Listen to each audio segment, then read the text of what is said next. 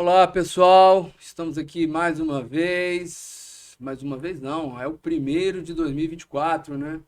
Estamos aqui para gravar e passar para vocês algumas informações relevantíssimas acerca de um assunto que o escritório tem trabalhado frequentemente, que é holding.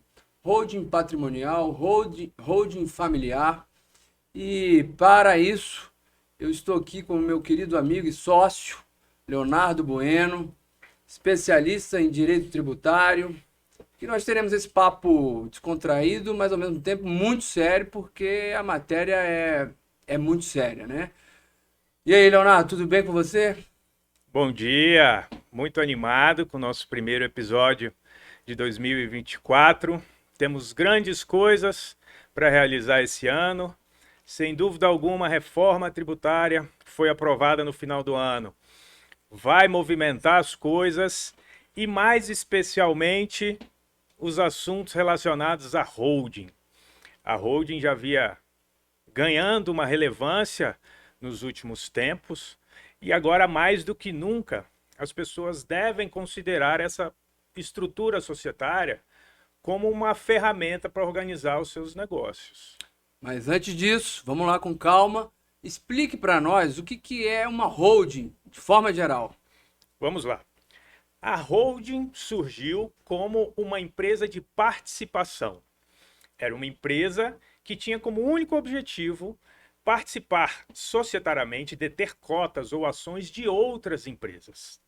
Ao longo do tempo, essa estrutura foi evoluindo para que a holding fosse utilizada para administrar patrimônio próprio, ou seja, o objeto dela ficou mais amplo. E foi nesse momento que muitas instituições familiares viram ali a oportunidade de proteger o seu patrimônio, não só dos negócios que são desenvolvidos pela empresa, mas também em relação à sucessão. Estamos cansados de saber que um processo de inventário hoje é muito doloroso, muito custoso e ninguém quer passar por isso. Quanto antes as pessoas se organizarem, melhor. E a holding oferece uma excelente oportunidade para que você desconstrua os problemas naturais do inventário.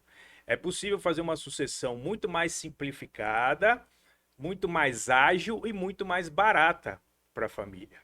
Tá, você está tocando num assunto de extrema importância que é a economia de uma holding, né? O custo de uma holding.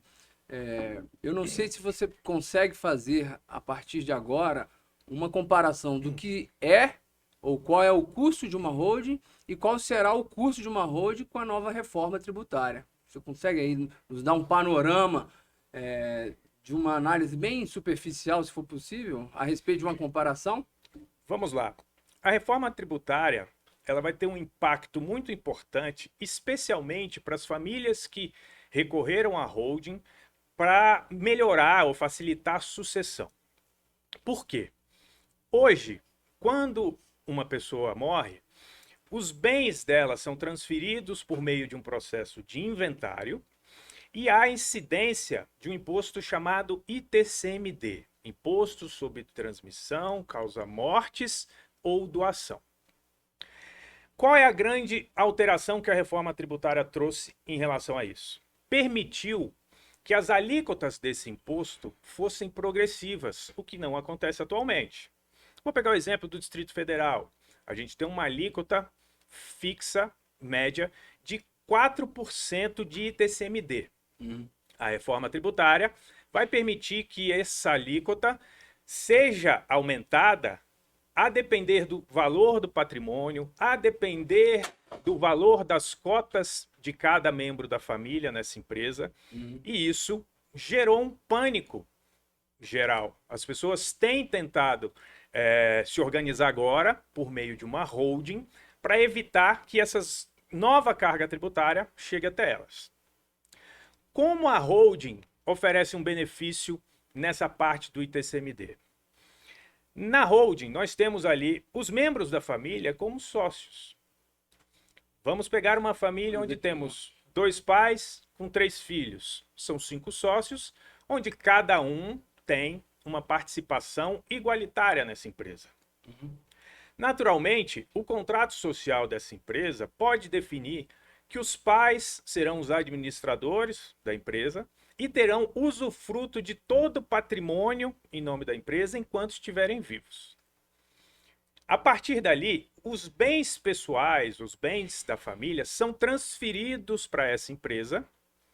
A regra geral é que há uma isenção do ITBI, o Imposto de Transferência sobre Bens Imóveis, nessa operação de transferir os bens para a empresa.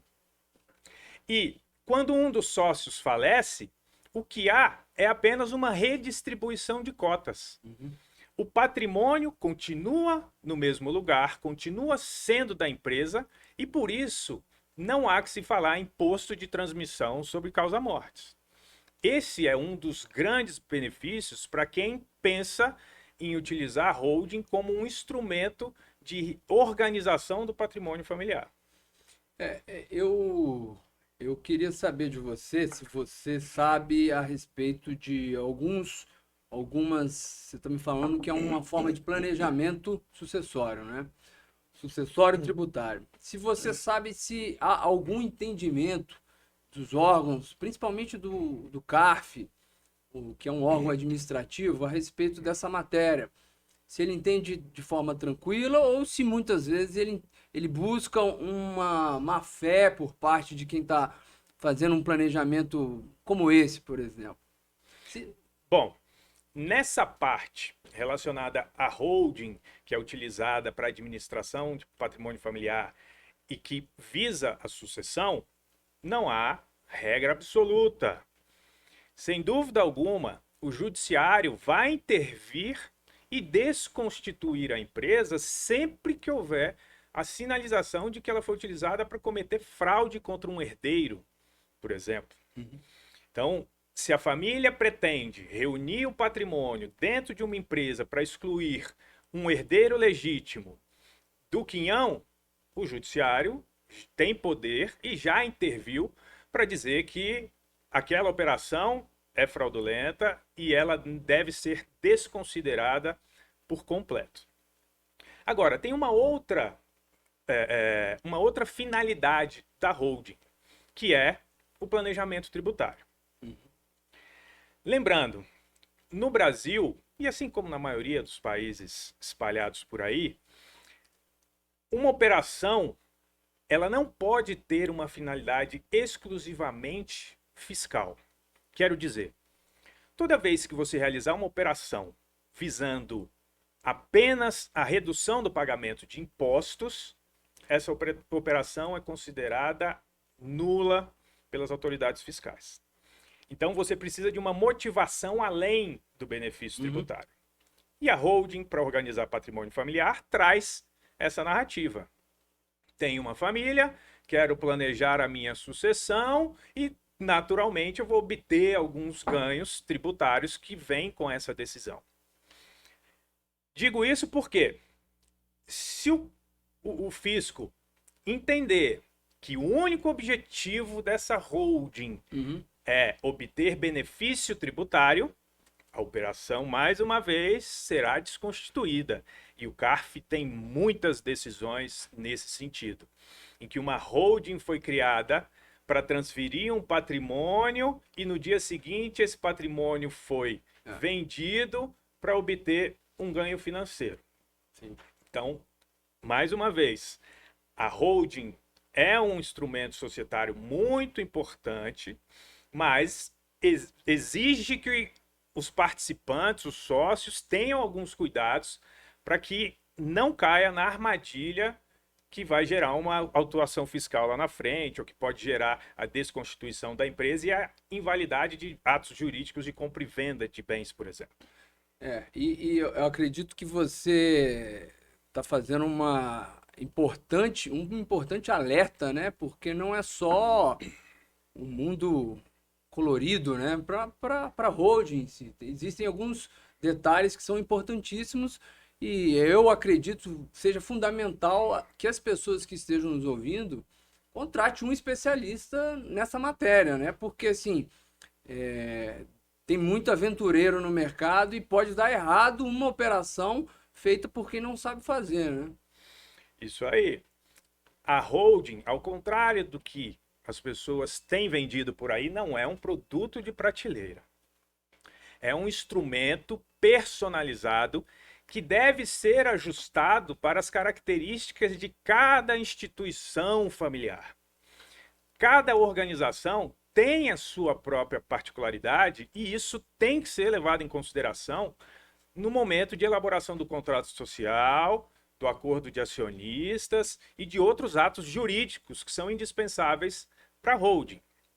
Eu gosto de citar um exemplo da holding que é utilizada para fraudar credores. Né?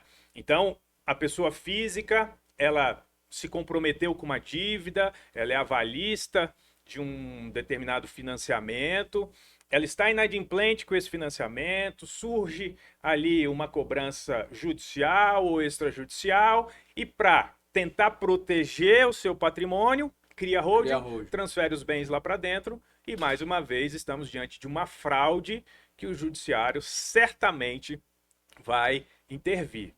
Então é preciso tomar esses cuidados. A holding pode ser utilizada por qualquer pessoa, mas não é qualquer pessoa que pode utilizar uma holding. E é importante esclarecer também e desfazer uma construção muito equivocada ideia, né? que existe por aí, de que a holding é só para famílias que têm patrimônio muito relevante. Não. A holding é para todo mundo que tem um negócio, uma empresa, uma indústria e quer proteger o seu patrimônio pessoal dos eventuais problemas dessa empresa.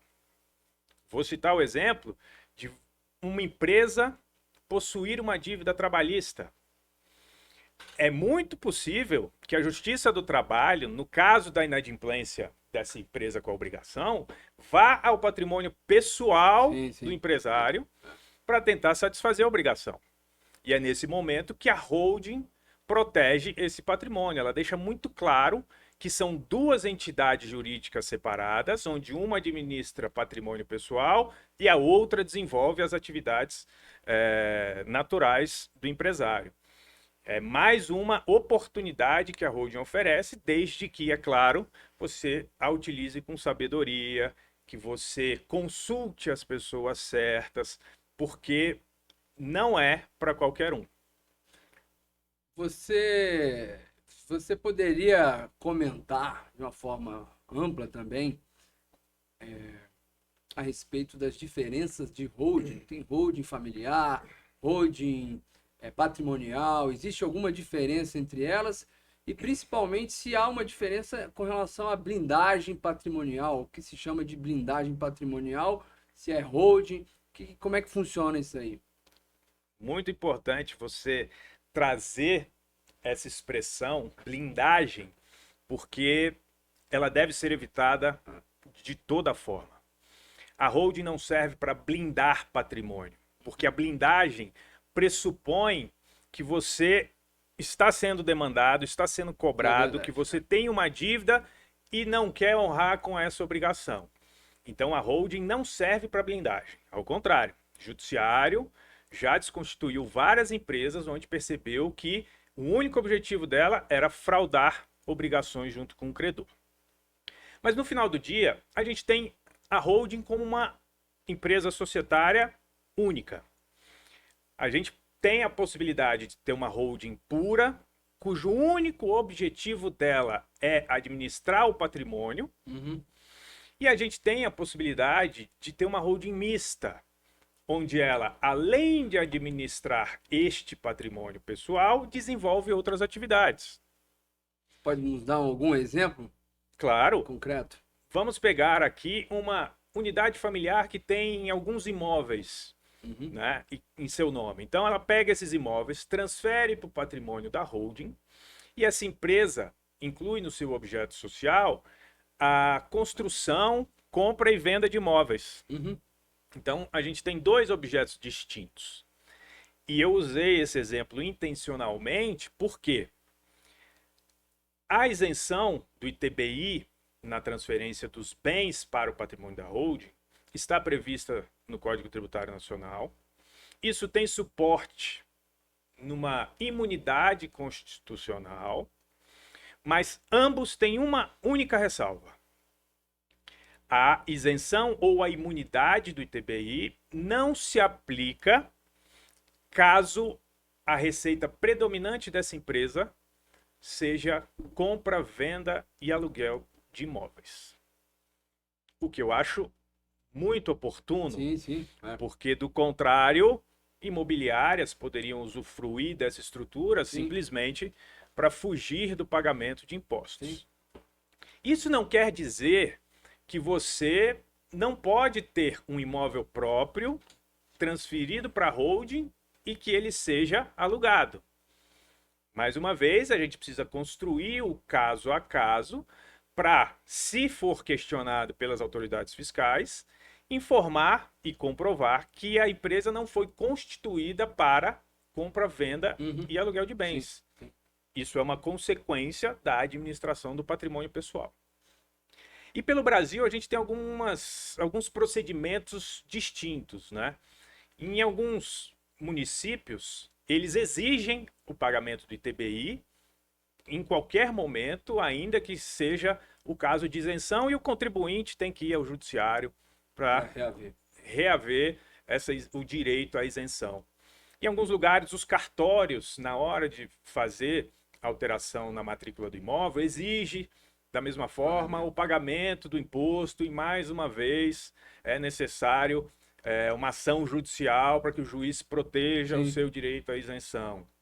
E em alguns outros municípios ou cartórios, a cultura já é mais desenvolvida e você consegue fazer essa transferência sem nenhum constrangimento. Isso reforça a necessidade da família ser assessorada por um grupo de especialistas que vai não só definir qual é a melhor estrutura para ela, mas vai ajudá-la a se defender contra eventuais ataques do fisco ou de credores, né? Alegando uma suposta fraude ali à execução. Eu tenho muito interesse em saber, como você estudou fora, né, a respeito de holding internacional ou planejamento sucessório no âmbito internacional. Você tem algo para falar a respeito disso? Porque tem muitas pessoas que buscam, até são residentes em outros países, né?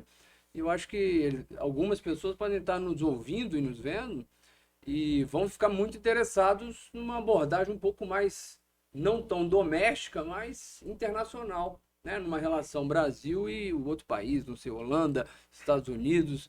Faz uma abordagem rápida aí pra gente, por favor. Bom, a holding é um instrumento que pode ser utilizado além dos mares. E lá fora existe uma cultura muito mais antiga em relação a esse instrumento. O que a gente tem que esclarecer é que ter uma empresa fora, muitas vezes, é um recurso de vaidade do contribuinte. Sim. Né? Mais uma vez, se a empresa for utilizada para obter benefício fiscal exclusivamente, ela não está cumprindo a sua função.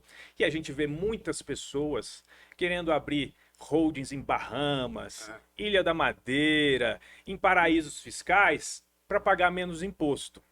Só que isso vem com um sinal de alerta e vem com a necessidade de você criar uma operação muito mais responsável.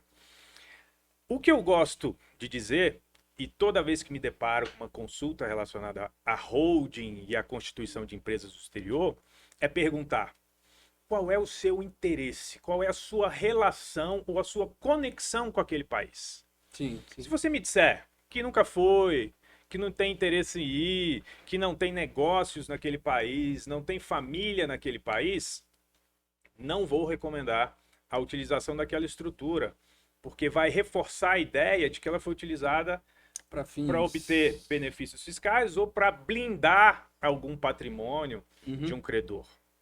Agora, na maioria das vezes, as pessoas chegam com um planejamento. Quero implementar uma holding nos Estados Unidos porque eu tenho um plano de migrar para lá daqui a um tempo. Eu quero constituir um fundo, uma reserva para que meus filhos estudem fora. Eu tenho dupla cidadania, passaporte italiano, tenho uma conexão com o país, desenvolvo negócios em Portugal, então eu preciso de uma empresa lá. Nesses casos, sem dúvida alguma, é possível utilizar essa estrutura e a gente tem feito algumas operações envolvendo mais de uma jurisdição. Mas é preciso ter um pouco mais de maturidade para isso, porque não bastasse a narrativa que você tem que ter de ter fundamento e não só benefício fiscal, você precisa administrar uma empresa fora do país. Você vai ter que manusear documentos em língua estrangeira, você vai ter que lidar com prazos, com obrigações de outro país. E isso tudo exige uma atenção. E tem um aspecto muito importante, né, que vale ressaltar, que é a questão de acordos para não bitributar, né, o rendimento ou o faturamento, né? Alguns países têm esse acordo de não bitributação com o Brasil, e isso é fundamental também, né? Uma pesquisa para se saber se há ou se não há um acordo, né? O que sem dúvida, disso, né? Sem dúvida. A existência... Talvez seja o primeiro passo, né? Bom, a gente chegou ao cliente, ele apresentou a situação dele, informou que tem uma narrativa, fundamento para aquela operação. O passo seguinte é verificar se aquele país tem um acordo para evitar a dupla tributação com o Brasil. Porque, do contrário, há o risco dessa pessoa ser tributada duas vezes. Uma no Brasil e outra no país estrangeiro, sem ter muito o que fazer. Então, é possível que durante o desenvolvimento do trabalho, a gente mude um pouco a direção das coisas, porque aquele país de preferência não tem um acordo, mas você constrói uma outra estrutura em um país que tem acordo e com essa narrativa toda faz uma operação mais segura e que atinja todos os seus resultados. Tudo absolutamente legal, legítimo e seguro. Entendi. Eu queria, na verdade, voltar então para o Brasil, porque eu acho que a gente tem a possibilidade de trabalhar em várias holdings, né? Principalmente no âmbito do agronegócio. Por que está tão... o agro é o carro-chefe do Brasil na economia, né? E eu acredito que seja interessante também a gente tocar nesse assunto, porque holding no âmbito agrário é de fundamental importância também, né? Isso aí. A holding ela ganhou muita relevância no agronegócio porque há muito dinheiro envolvido, né? Há muito crescimento patrimonial das pessoas envolvidas no agronegócio e, ao mesmo tempo, é um ambiente onde os instrumentos jurídicos são muito caseiros, são muito artificiais. Então, a gente ainda tem a pessoa do produtor rural, pessoa física. A gente tem aquelas... Muito arcaico, né? Muito arcaico, exatamente. A gente tem as cooperativas que vão ajudar o produtor rural. E eles viram na holding a possibilidade de sair dessa simplificação ou dessa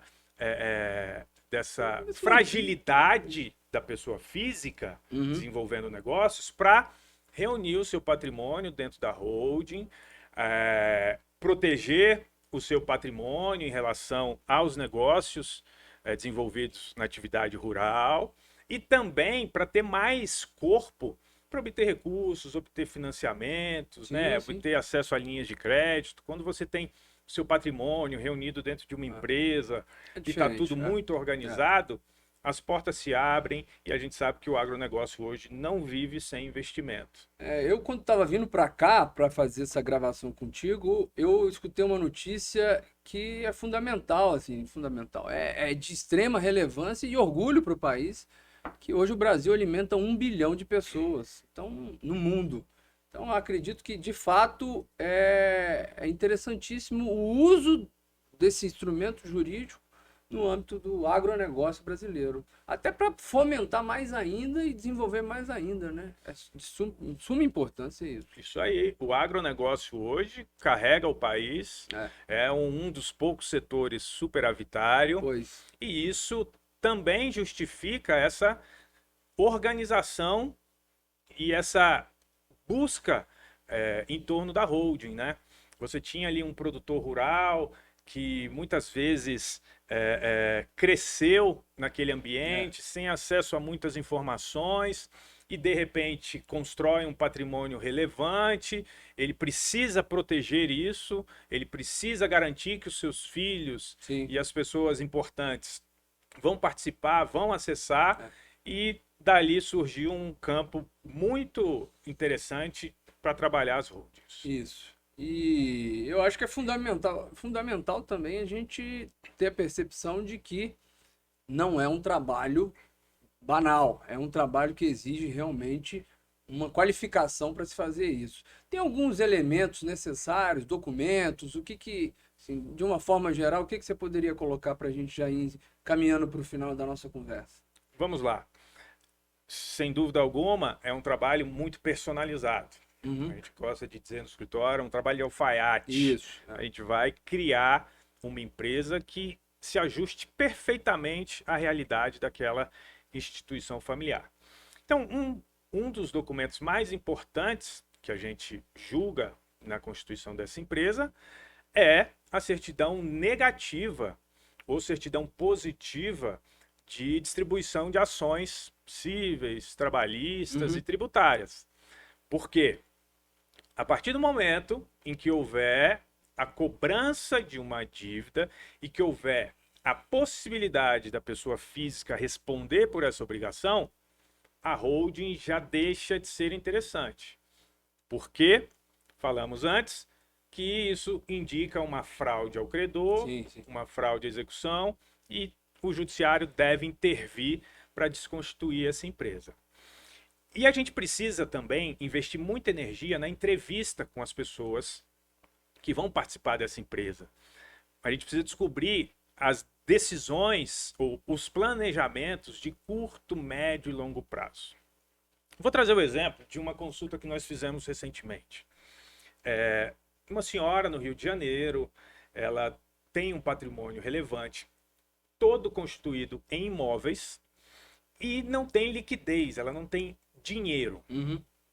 E pensou em vender alguns imóveis para fazer um caixa e garantir que ela tenha aí, nos seus últimos anos de vida, alguma saúde financeira e uma reserva de emergência. Mas, ao mesmo tempo, ela queria fazer a transmissão desses bens para o patrimônio de uma holding para garantir que a sucessão para os seus filhos seja mais simples, mais fácil e mais barata. Mas essa informação de que ela pretendia vender alguns imóveis me ligou o sinal de alerta. Por quê?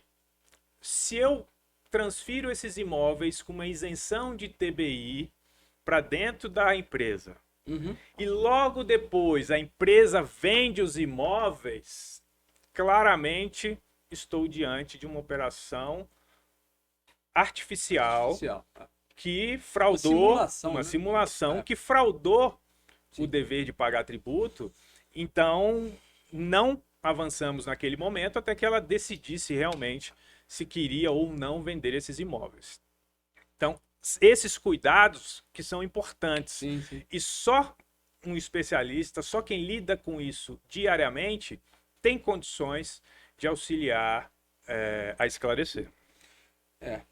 Eu acredito que a gente tenha conversado a respeito de tudo. Você quer complementar mais algum ponto específico sobre holding? Você quer fazer algum convite? falar sobre o escritório que a gente está trabalhando a respeito disso. Fala aí suas considerações finais aí. Vamos lá. Vamos lá. Holding, um assunto de muita relevância.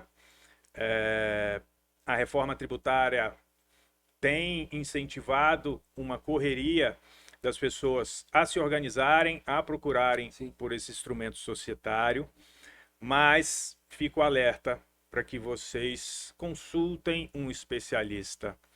Saibam exatamente os riscos desta operação para sua família, para o seu patrimônio.